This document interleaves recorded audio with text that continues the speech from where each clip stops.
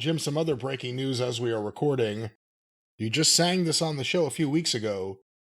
Greg Kihn, the Baltimore-born singer, songwriter, and guitarist best known for the hit Jeopardy, or as this article says, Jeopard. Oh, Jesus Christ. He has died. He was 75 years old. You're fucking, you this guy's whole obituary up now. You're laughing about a typo, and you've just disregarded this poor man's entire life's work and career, and he's dead now. He was 75. And, well, apparently not a moment too soon did Greg Kihn depart. It must have been, he must have been the victim of a conspiracy. Ba ba ba ba ba ba ba ba. They don't write them like that anymore. No, they don't. And there it is. How could they mess that up? Best known for the hit Jeopard. Jeopard. Jeopard Depot. Well, that sounds like that Bobo Brazil line.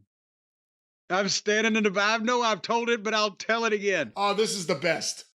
It's 1977, and I'm standing in the back of the Louisville Gardens, a 16-year-old waif, novice photographer, waiting with Bobo Brazil for the bell to ring for his match.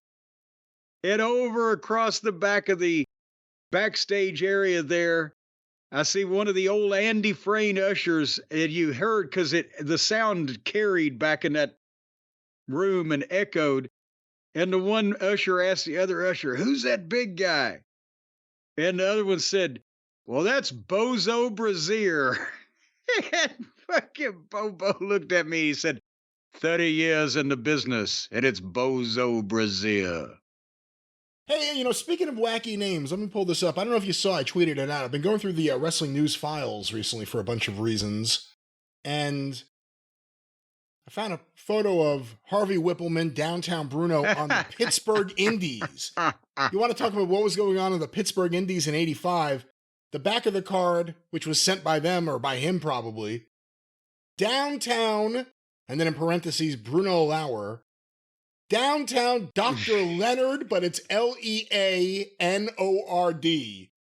Leonard, Dr. Leonard Hot Stuff Spazinski, manager of Pop Life Bongo Beefcake, October 1985. And this was Hildebrand's prime competition. Yes. And that's the thing is,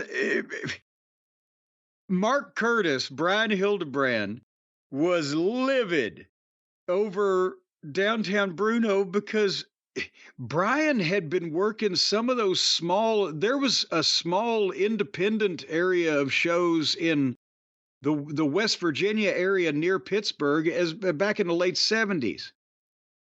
And Brian had been working for those small shows around that area, and he was Dr. Mark Curtis, the master of disaster.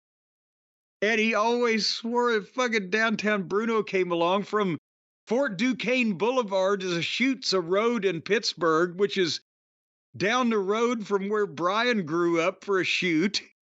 And Bruno came along and stole his whole fucking gimmick. And the thing was, and they were opposite in most every other way. But whereas Bruno had that fucking just ability to talk bullshit. He just naturally talked bullshit, whereas that's where Brian, was shortchanged, is his promo. He wasn't as confident and just as fluid, whereas Brian could work as good or better as most of the boys on the show, and Bruno obviously was somewhat lacking in that department. But fucking when Bruno got into Memphis, Brian was fucking bullshit. He was like, God damn it, he stole my shit. Dr. Leonard Spazinski. Well, the Hot Stuff, he had Hot multiple Stuff nicknames. Spazinski, Downtown yes. Hot Stuff, Yeah. manager of Pop Life Bongo Beefcake. I don't even remember ever seeing Bongo Beefcake. The gardeners just arrived here. Let me give it. Oh, God damn it. Now But- you You can't even hear me slapping fucking meat into the goddamn microphone, but you're gonna fucking Meat. blame your Once again, fuck. I don't know what is going on in the bizarre world that you have over there. One other question. Did you get the email I sent you? Because I wasn't sure if it went through. The photos of promoter Herman Sheffield, Yes, I did. Tupelo, Mississippi. Yes, but he was not. Do we know if he was the promoter in Tupelo then, when Gene Gordon took those photos? On the back of the photos, there are two. One says promoter and wife, and the other one says promoter Herman Sheffield, Tupelo, Mississippi. Okay, well then Gene Gordon was taking a trip to Tupelo. But yes, that... I don't know if those were Gene Gordon photos. Let me just say that. Well, but if it's Gene Gordon's writing... Oh. And it says, and on top of an envelope, it says photo by Gene Gordon. No, what other kind of goddamn clues do you need? It's on top of another photo that was taken by Gene Gordon. Oh, and that's Gene Gordon's handwriting in the green at the bottom of that one. So what you're saying is this could possibly be somebody surreptitiously slipped something into Gene Gordon's files. I believe this was in the random S file. Promotor. Sheffield. Herman Sheffield. Promotor. T-O-R. Herman Sheffield. Yeah. And promoter and wife, that was the woman. Obviously, this looks like early to mid 60s at latest. By 1981, this woman standing next to Herman Sheffield was that portly, gray-haired lady in the fucking flowery shirt and short pants with the bad attitude when Tojo Yamamoto and Fuchi and Onita were tearing up the concession stand. They got in a slap fight. Had you heard about that before you actually saw the footage? That it had happened with Tojo, that she jumped in thinking her husband was really getting beat up? Well, no, because it showed on TV here in Louisville the 8 days after it happened, and I didn't have a correspondent in Tupelo, Mississippi. I didn't know if anyone was talking about it. Like, you had to see what happened. Tojo beat up the promoter's wife. Well, no, actually, he didn't beat her up. He just slapped her back. But no, that wasn't even the fucking the talk amongst the talent and the guys and the fans at the shows was just that they had another Tupelo concession stand brawl, not that Herman Sheffield's wife got into it with Tojo.